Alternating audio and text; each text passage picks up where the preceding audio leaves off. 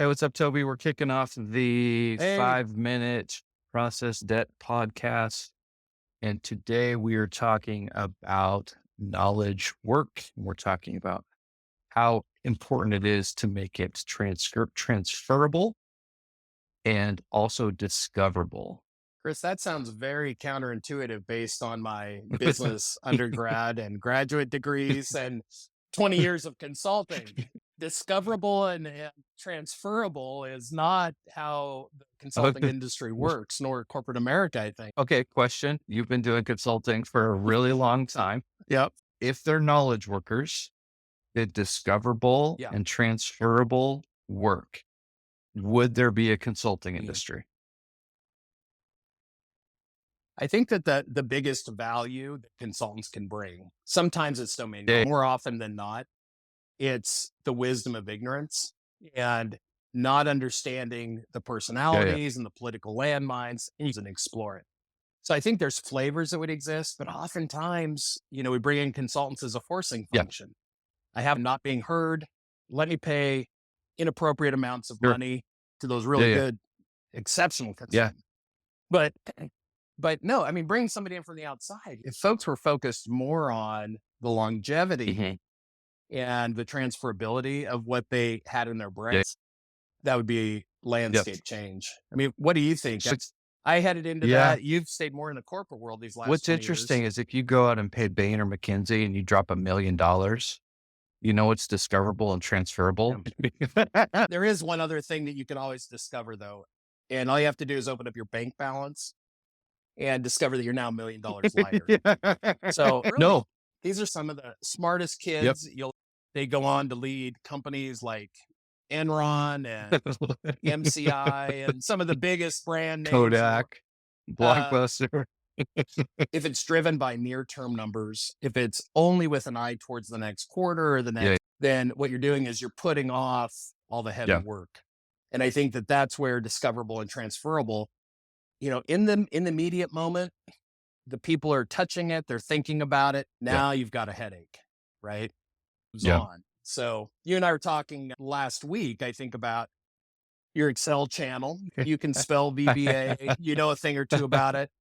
But we've both built financial Oh models. We've gosh. built a variety. You've done a bunch of like operational Yeah. automations, you know, and I don't know if you spent 100 hours building the tool, Oh, did oh, anybody know or oh. care to So ask the for so documentation? so what's funny is okay, so funny story at work, right? One of my coworkers Yeah. finds my channel at work because he's doing some VBA and he's like, "Oh my gosh." He's like, "Dude, you're just down 2 floors from me." I'm like, "Yeah, that's me."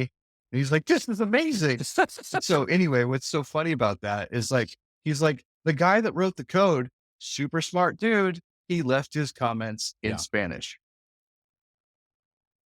Right? As No he hablo as he español. should. Now, this kid's smart, so he probably got it translated, but at the same time, like, like, the only reason so this is a guy that, that was in the IT org and went to the HR org, and so he's definitely the most technically skilled there, but again, that goes down to, like, Yeah. how are you gonna transfer this, right? So one little thing changed or broke, 100%. and then the whole thing is broke. And most of the time, most companies, at least in my experience, there's like one super technical person, and no Yeah. one knows that person's work except for that person. And when that person is gone, you're only as good as their coding and their error handling. Which is not prioritized when we're being asked to build the models. Asked No, for no, flexibility. We're being asked yeah. to get it done faster. We're at 5 minutes and 20 seconds, and we're going to get to 5 minutes, but it's going to take practice. So for early listeners, thanks for hanging on. But I think the place where we might leave this, Chris, is knowing that we have several examples of what does it really mean for it to be discoverable and Yeah, yeah, transferable. And I want to unpack that in some of our future episodes.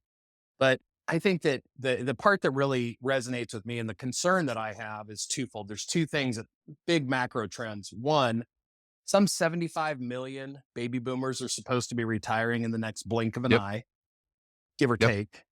And then the other piece is private equity is eating the world. Oh yeah, And private equity plays an important Yep. function in a number of ways, but this is also where some of the brands you and I grew up with have have Yep. imploded. It's because when we take a purely financial look at how an organization runs, there's a world of other choices we don't make. And What happens if there's so, one critical piece, one critical person that leaves an org yep.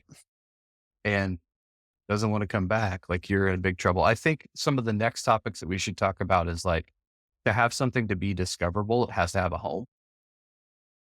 Right. And Yeah. if you think of like one of my like personal pet peeves, which is dumb, this is a stupid pet peeve, but I have a pet peeve of where people use their bookmark bar to find corporate things.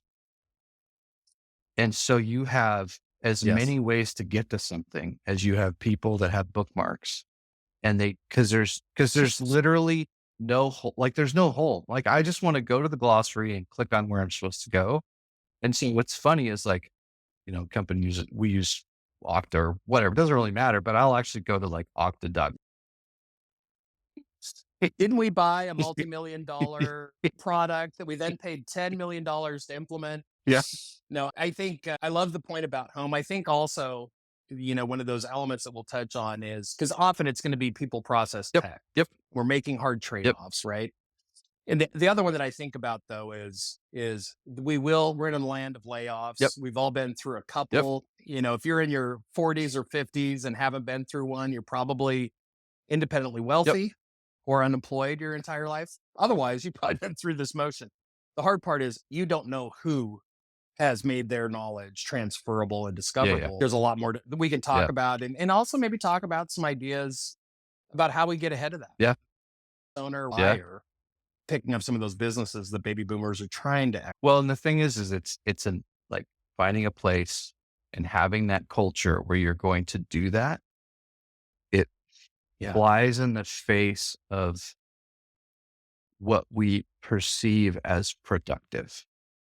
You said something on a call today earlier with a group of us to the effect of, and I'm going to ask you to restate it, but it's this idea that looking busy may not be. I say that most businesses like to do businessy things in order to alleviate stress and not to actually Yes. solve problems.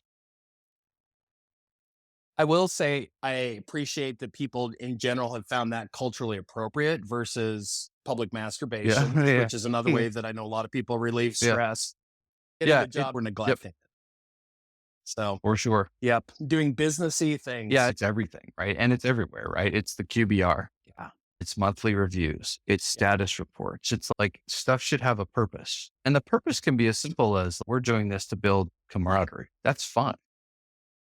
But What was your degree? What school did you pull your degree from? the Harvard of the West, Boise State. Yeah. Yeah. All right. Woo We are woo. way over Go time. Broncos.